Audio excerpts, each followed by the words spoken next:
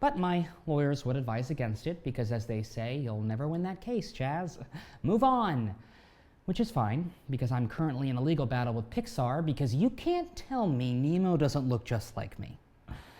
Now, Sarah will be back tomorrow, but for today, I'm your host.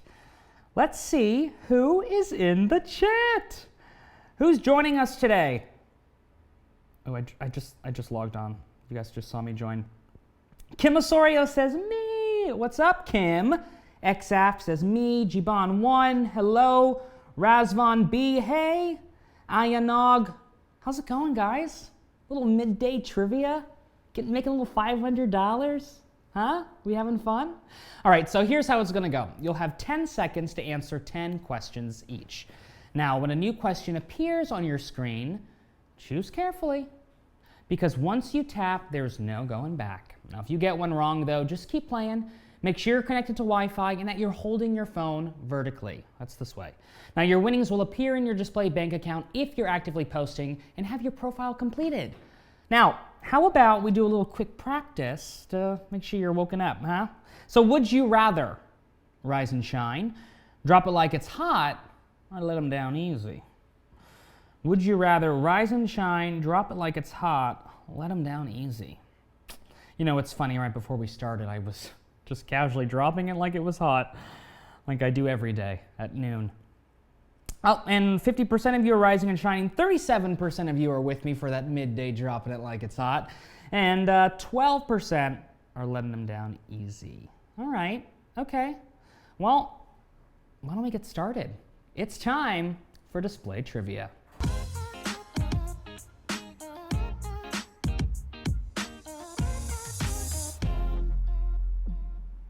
Question 1. A V-neck shirt is named after what letter? V, F, X. A V-neck shirt is named after what letter? V, F, X. I mean, come on, guys. It's question 1. The answer is literally right in the name. I mean, I love things that are upfront about what they are. Things that leave nothing to the imagination. You know, this was especially helpful on a menu. Coffee, cake, chicken, parm. You know exactly what you're getting. Unlike in a Tinder bio, you should have said commitment issues in your bio. I'm not falling for that again. Now, 93% of you knew that a V-neck is modeled after a V. Good for you. Question 2. In Jules Verne's 1872 novel, the main character seeks to get around the world in how many days? 7, 80, 365. In Jules Verne's 1872 novel, the main character seeks to get around the world in how many days? 7, 80, 365. Now, in 1872, this was a huge deal. But today, well, today you wouldn't even bat an eyelash at that. In fact, if it took that long to get around the world today, it'd be like, I told you to stop flying Spirit Airlines. The savings they make you think you're getting are just not worth it. Also, you end up spending the money anyway when you have to pay extra for literally any minor convenience. Hi, yes, extra leg room is an additional fee? Oh no, leg room is additional fee. Oh, so I have to pay for any room for my legs. Yes, sir, room is not included. Your ticket was only $20 for a round-trip flight. Now, would you like a single peanut? Now, the French sci-fi author Jules Verne wrote Around the World in 80 days. And 94% of you got that. Q3. The meme, "My enemies are after me," references a line from which documentary? Tinder swindler, worst roommate ever, free solo. The meme, "My enemies are after me," references a line from which documentary? Tinder swindler, worst roommate ever, free solo. Some might say this line sounds a little paranoid, but personally, I think this guy is just looking out for number 1.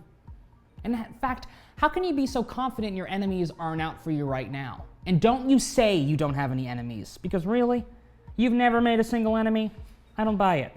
You've never broken up with someone or cut someone off in traffic, left less than a 5-star Yelp review? Trust me, babe. You have enemies. My arch nemesis happens to be the hamburger helper mitt. No! I do not need a simple meal idea that the whole family would love. Now, the Tinder swindler Simon Leviev got women to send him money by pretending to be a billionaire's son who was constantly running from his international adversaries. And 90% of you are not getting swindled by this game. Question 4. Select the company whose name is an example of alliteration. Barnes & Noble, Red Robin, Geico. Select the company whose name is an example of alliteration. Barnes & Noble, Red Robin, Geico. Alliteration is something called a literary device, which honestly makes it sound way more nifty than it actually is. You think it'd be something cool like a microphone in your shoe or a stick of gum, and it's actually a compass. You know, spy stuff. But literary devices are actually just noting when things rhyme or two words start with the same letter. Yeah, no, I want the gum compass. So the same letter is alliteration, and Red Robin is the only one here. And 87% of you got that. All right, question 5. What is the name of the Microsoft Office assistant who debuted in 2000? Siri, Clippy, Jeeves. What is the name of the Microsoft Office assistant who debuted in 2000? Siri, Clippy, Jeeves. See, Microsoft knew what they were doing here. They were like, we're gonna make Office software, you know, for work. Boo. But it comes with a little cartoon character. Yay. See, there are ways besides pizza parties and casual Fridays to trick people into thinking that work is fun. Though I'm not gonna lie, pizza at work hits different than pizza in a restaurant. Maybe it's the thrill of trying not to get sauce all over your keyboard. Anyway, Clippy is the cartoon paperclip who showed up to help people use the Microsoft Office suite on programs and still shows up every now and then when you least expect him. Ah! Oh no, that is just a normal paperclip. Guys, we really got to sweep up here in the studio. 90% of you got it. Question 6. Which Disney animated movie is incorrectly matched with the author whose work it is based on? Tangled, The Brothers Grimm, The Hunchback of Notre Dame, Victor Hugo, Encanto, Gabriel Garcia Marquez.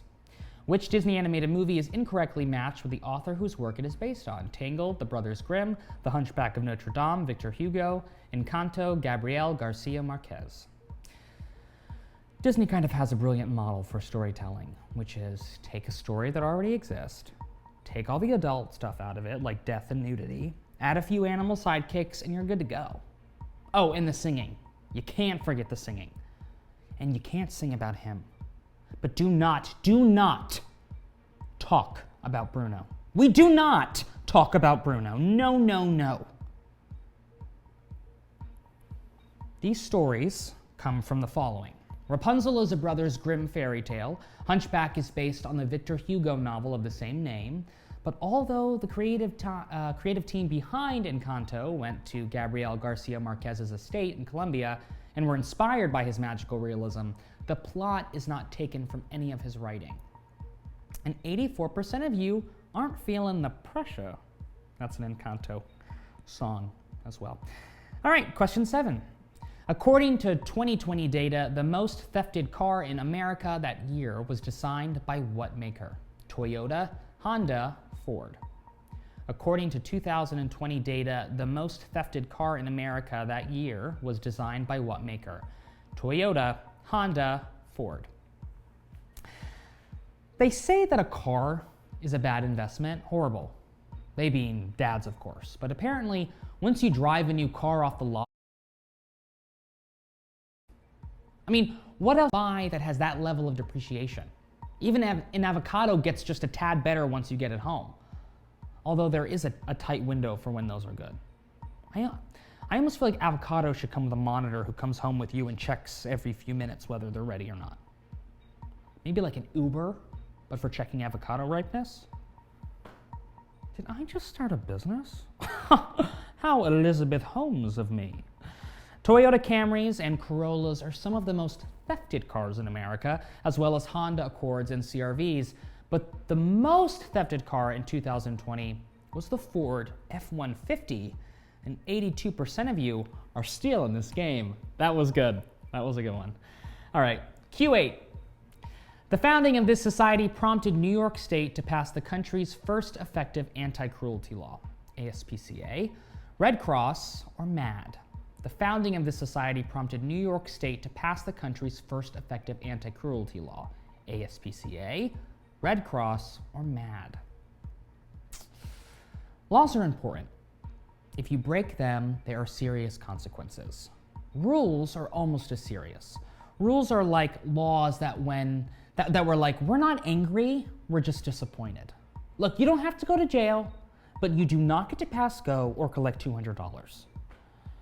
The 5-second rule, though, that maybe is the only one we should make into a law, especially if it's pudding.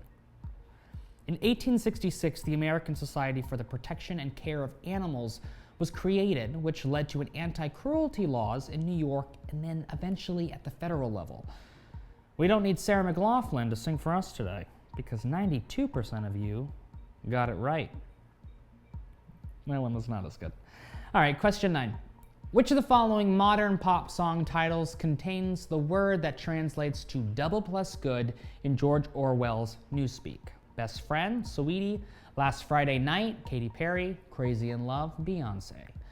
Which of the following modern pop song titles contains the word that translate to double plus good in George Orwell's Newspeak? Best Friend, Sweetie, Last Friday Night, Katy Perry, Crazy in Love, Beyonce. Newspeak, in case you don't know the language, it was created by the dystopian government in George Orwell's novel 1984. Now, we might not have evil overlords who regulate what we say in real life, but we do have Gen Zers on the internet and in this chat who say things like mid or simp, and honestly, this is much more terrifying to me. I mean, what if I forget the meaning of e-boy or living rent-free? What then? Big Brother might not be watching, but even worse, the high school sales associates at Abercrombie & Fitch might think I'm lame. I'm not, right? If the chat was here, all those Gen Zers would tell me, though I am getting a shot of the hair, and no one told me it looked this bad. Anyway, double plus good means the best. Only song with that in the title is Sweeties. And 79% of you are moving on because it's time for the final question. Question 10. The actress who said the on-screen line, "I've always depended on the kindness of strangers," was born in what country? Scotland, India, South Africa. The actress who said the on-screen line, "I've always depended on the kindness of strangers," was born in what country? Scotland, India, South Africa. Really, no disrespect, but to only depend on strangers? I just don't see getting real far with that. And maybe it's because I live in New York. I don't trust the strangers on the subway not to make unwanted eye contact with me, let alone look out for me should I be in trouble. I mean, the kid spinning and hanging from the poles is good, but has he measured himself to make sure he's not going to kick anyone in the face? And don't even get me started on that mystery liquid on the seat across from me. I mean, that puddle looks like it is out for me. The actress is Vivian Lee, played Blanche DeBow in A Streetcar Named Desire, and also Scarlett O'Hara in Gone with the Wind. She was born to English parents while they were living in India. Well, they were living in India. Oof. All right, how'd we do? 82% of you got question 10 correct. How many do you have? You came, you slaved, you displayed knowledge, and you're paid. Sarah's gonna kill me for saying that, but don't worry, she'll be back tomorrow. 339 people, congrats. Throw it in the chat if you're a winner. Gary Michael R, 8 out of 10. But Gary, you came, and that's all that matters. Thank you for being here. Bite Me 90K, 6, I'm sorry. Missed the penultimate Q. Gary Michael R, show, great game. You're the best. Thank you for the show, my pleasure. 2 Mariacho, 1. Congrats, super user, crying. I hope those are tears of joy. 10 out of 10 for Calpodo4. Some of these usernames. China Thug got undesired result on Q10. Everything else was right, but Q10, I'm sorry. But guys, all of you guys didn't win. Amy, 0 out of 10. Amy. Amy. 2 out of 10, King JJ. Guys, we're coming back tomorrow. I won't be here. I know that's truly heartbreaking for all of you. But Sarah will, and she'll be back here at 12 p.m. Eastern. She'll be here at 11:30 a.m. Eastern Standard Time to give you trivia answers. So come early, get question 8. And yeah, we'll see Super User 5 out of 10, G-Bond 1, Kim Osorio 6. Come on. Gary Micah R. Do you eat shows, Chaz? You're too good to me. Who else we got? My Lord. Thanks, Chaz.